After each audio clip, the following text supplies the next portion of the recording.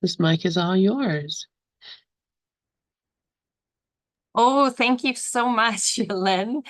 Um, I am so happy to be here, and I'm going to start off by playing a song, and it's called The Light Has Come by Netta Boyne. I just really wanted to share this song coming off of Rev Wayne's Pure Light. It was just easy song choice, right? Glaringly. So I hope that just sorry, one sec. I want to make sure it did that. Yeah, the sound was there. So here we go. Thank you for being here.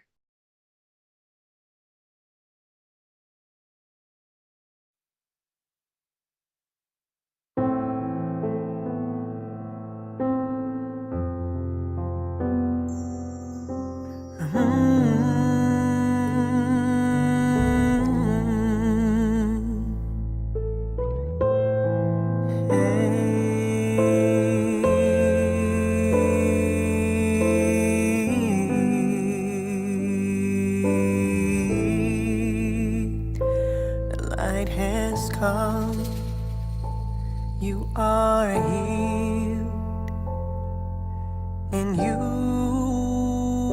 can heal. The light has come. You are saved, and you can save. The light has come. You're at peace. And wherever you go, you bring peace. The light has come. The light has come. I have forgiven the world. The light has come. The light has come. I have forgiven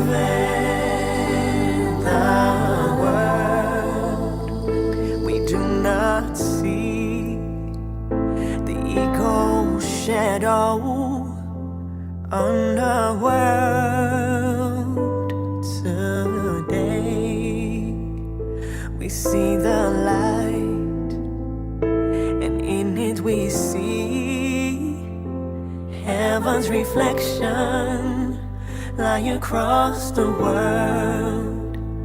The light has come. The light has come. I have forgiven the world. The light has come. The light has come. I have forgiven the world. We dedicate this day to the serenity in which God would have you be. Keep it in your awareness of yourself and see it everywhere today. As we celebrate the beginning of your vision and the side of the real world, which has come to replace the unforgiving world you thought was real. You thought was real. You thought was real. The light has come. The light has come. I have forgiven the world. The light has come. The light has come.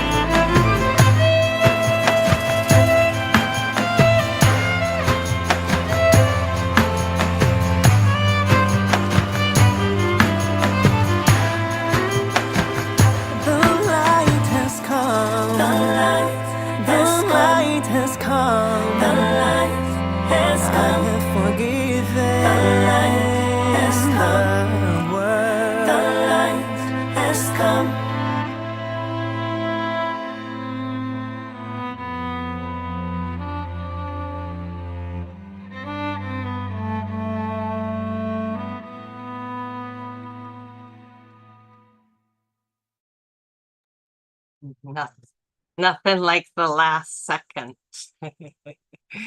Oh, the light has come. And the one thing that really stood out for me for this listen was heaven's reflection lying across the world.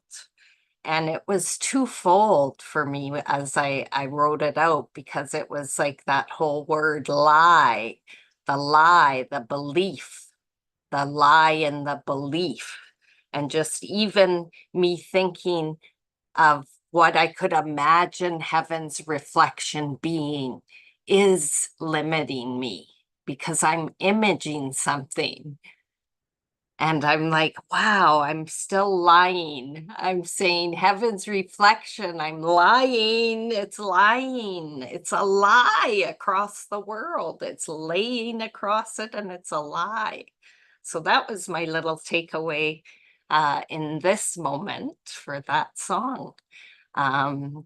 Did anybody have anything as they listened to the song today, or from the anything to share? I just welcome you to unmic now and come on up. I really just feel inspired to hear if anybody has anything going on.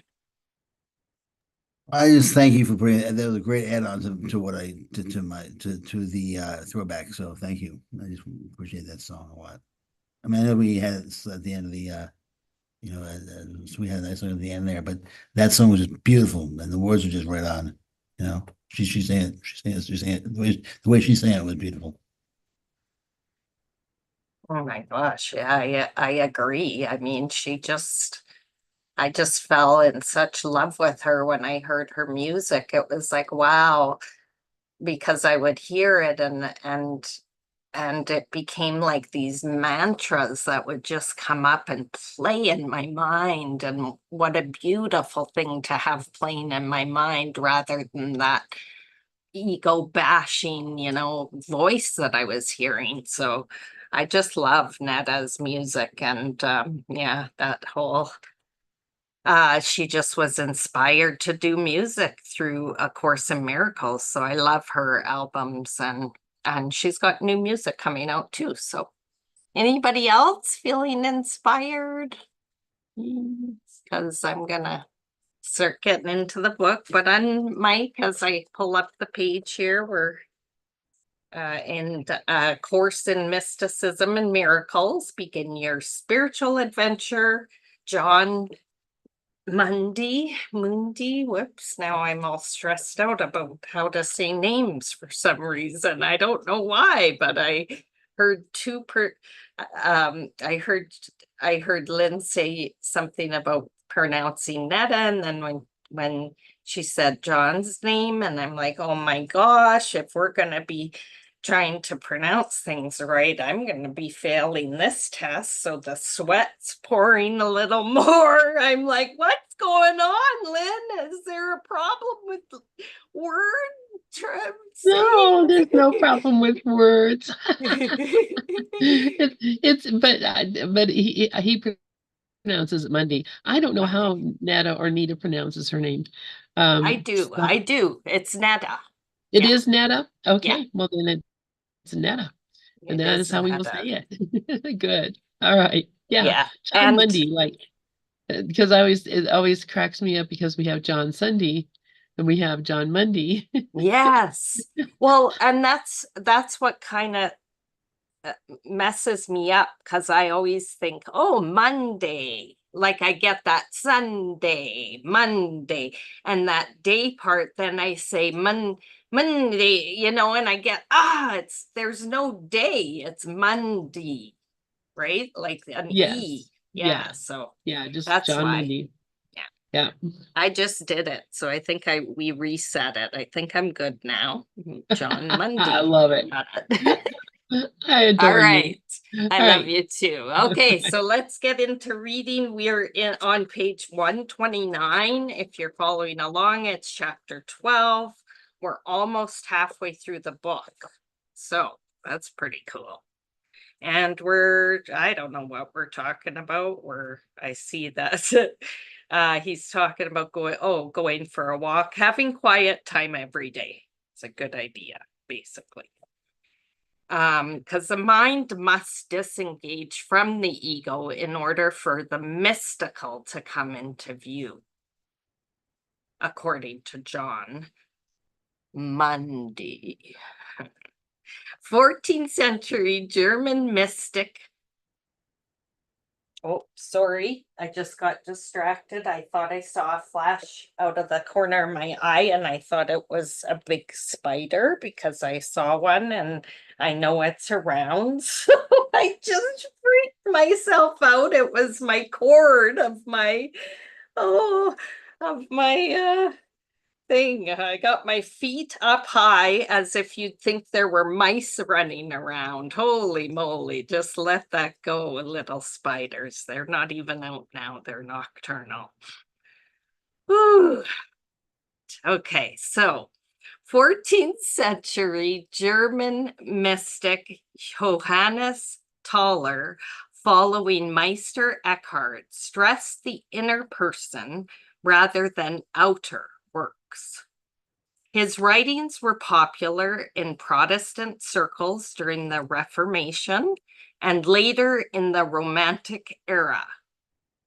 He was believed to be part of the community that produced the Theologia Germanica,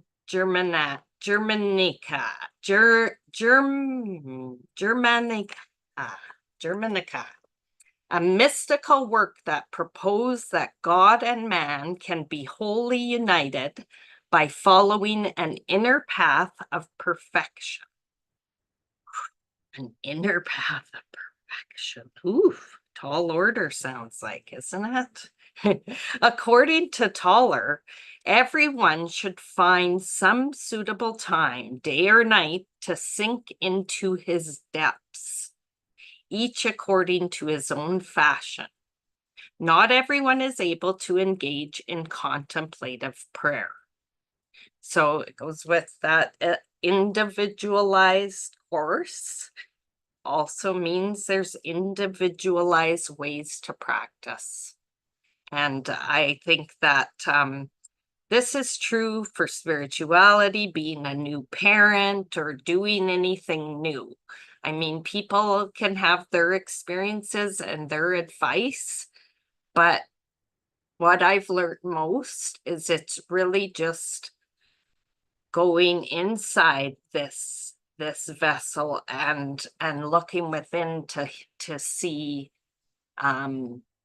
the best choice, or just be able to really just be and allow things to unfold. But that's like, I think, a different scene, because it took me a while to just get past that there was so much talking happening and just so much of that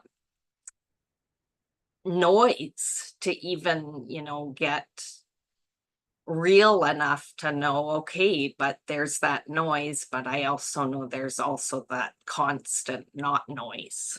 So yeah, this finding suitable time, day or night, to sink into his depths, however that is according to your own fashion, whether that be bubble baths or hiking or biking or cooking or whatever it is. It's being able to really sink within. Cleaning, if you're into that too.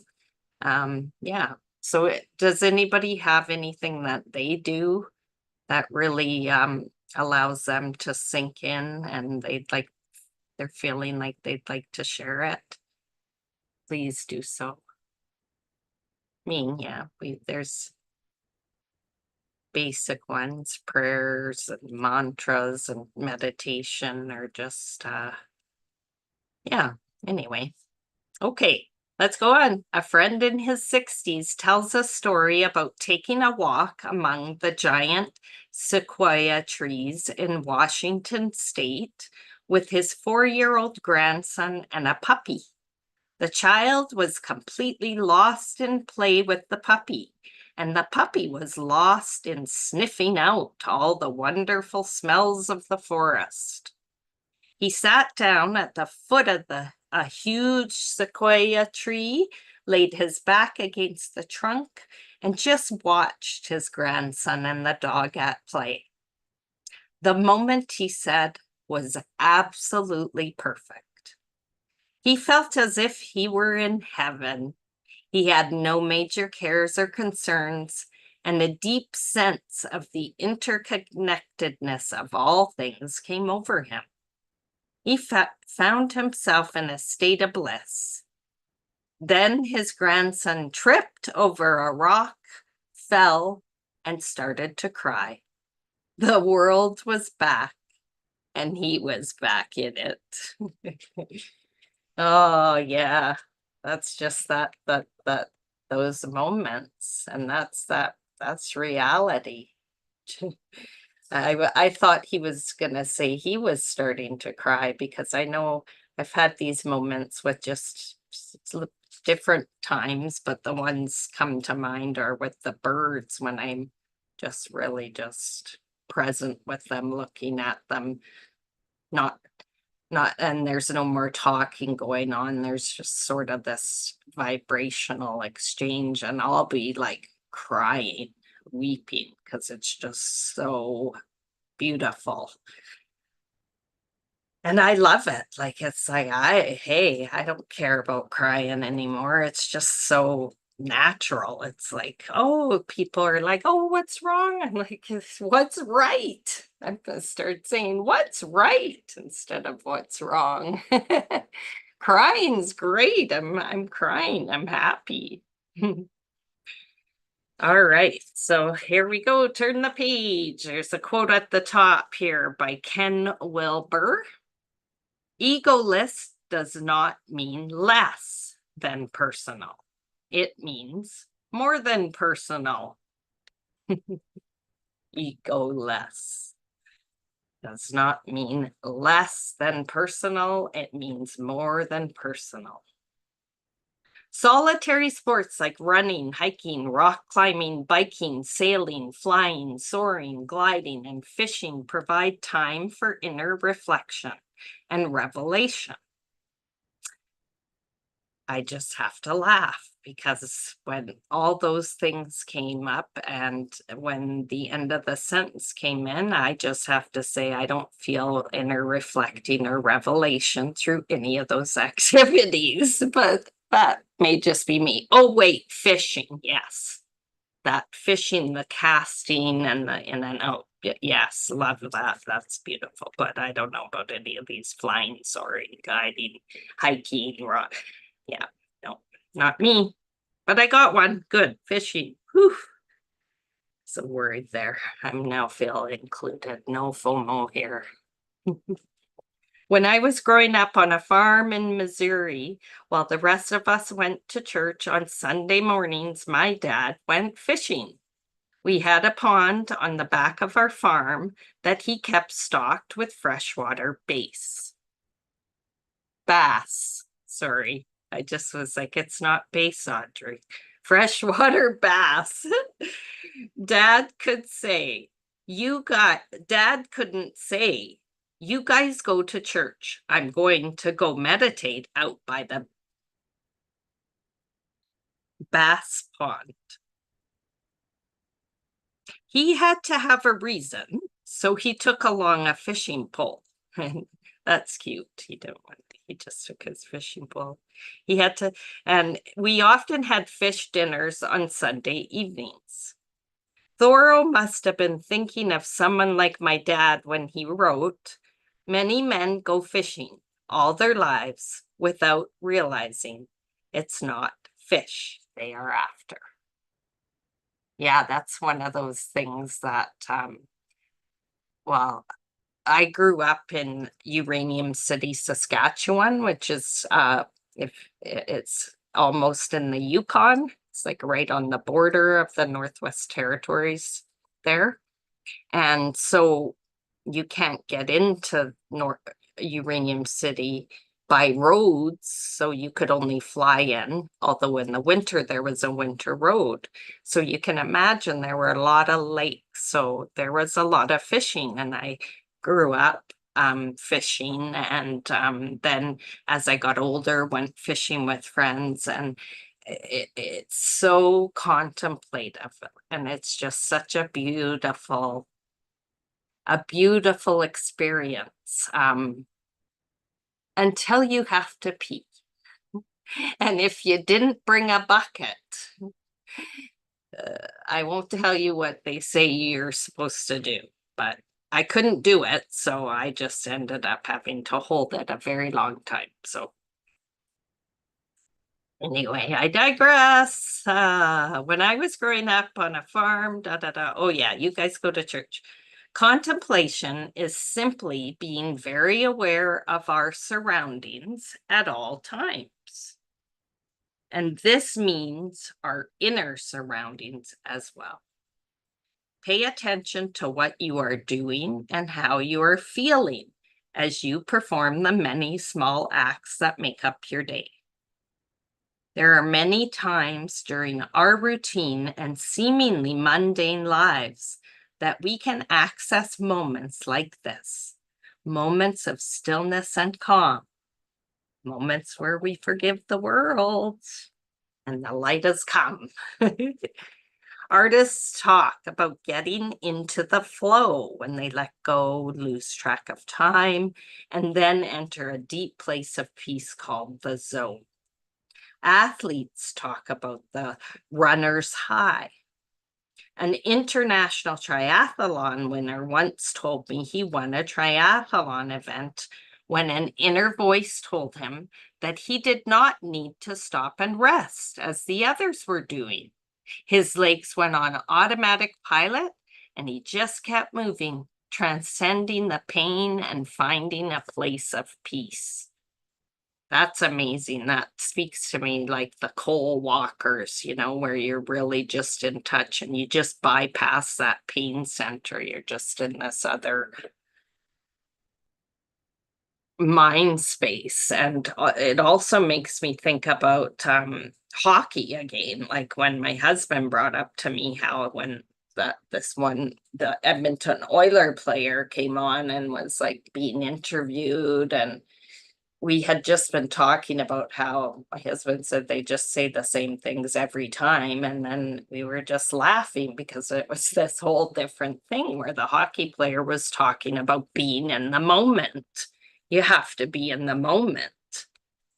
You can't be thinking about other plays past or whatever. You're not gonna make it. Like it's this whole being in this meditative flow, this life, this letting go, that surrender. The hockey players even do it. And what was cool is that my husband had said they say the same things. And then the next game in the announcing was this whole beautiful lesson that came out for him and me, like both of us, we got to enjoy this moment. So it's just cool that you see this. Like we know that our minds are what is powerful and it can override everything. I mean, look at what's happening. I could say, wake up, Audrey, as much as I want, and as much as I'm like, oh, willing it and wanting it, but like it's so intense. It's just got this hold because I'm still thinking I need to do something to surrender. That's the whole calamity. In the morning, in the shower, when you are alone and no one is likely to walk in, you can close your eyes and imagine yourself being baptized. The water washing more than your body. Your mind is still uncluttered with thoughts of the day, and you can feel a growing awakening going on inside. John Lilly once called driving a car the American mode of meditation, because although driving initially requires concentration, it rapidly becomes second nature, and we do it intuitively. When I was younger, one of my favorite modes of meditation was riding my motorcycle through the open desert in Southern California. There was one spot where a wonderful set of small hills rolled out like a roller coaster. Even now, driving home at night, I sometimes turn off the radio or CD and just listen to the sound of the tires on the pavement. I no longer have a motorcycle. Creative expression is driven by the same psychological processes as contemplation. I'm just going to go back to this driving bit because this whole about driving becomes like intuitive and sort of you go on this autopilot. I don't know if you've had this experience, but even as a young child, just the motion of traveling would put me to sleep, lull me to sleep just so quickly, so instantly that it even would happen to me as a driver.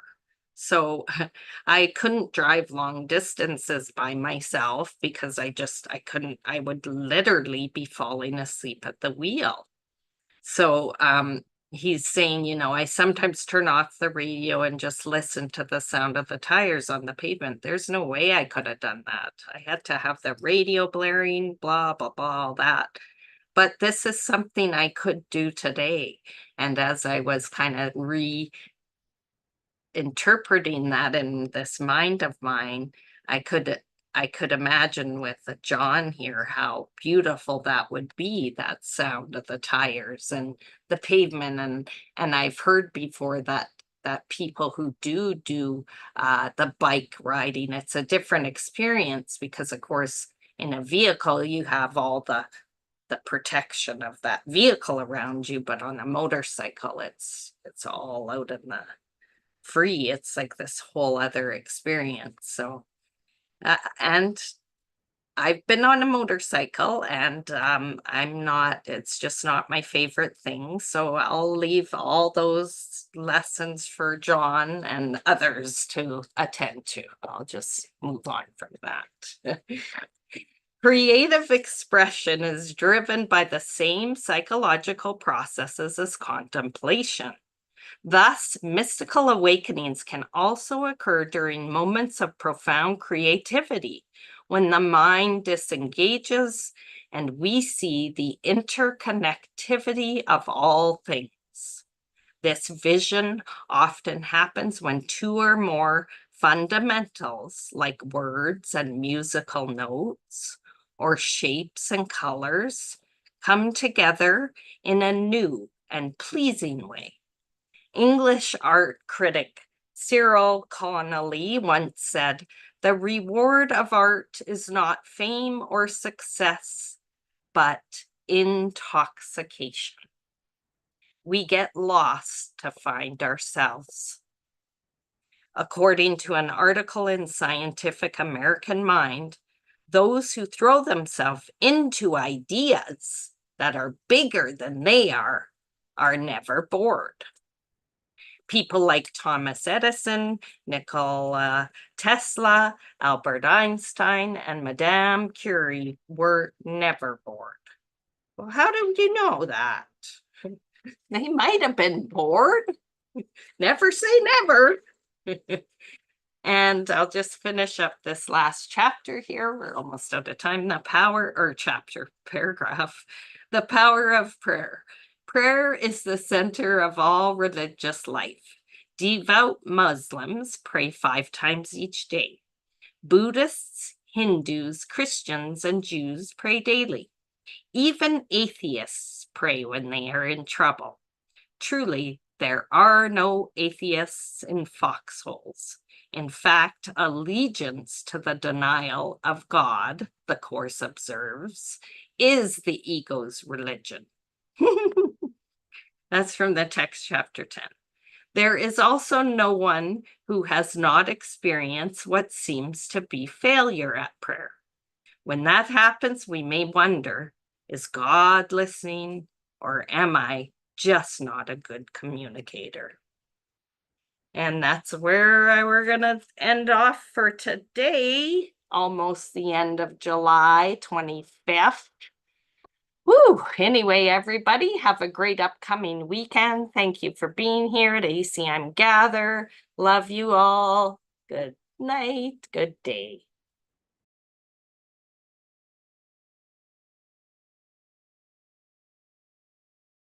Thank you so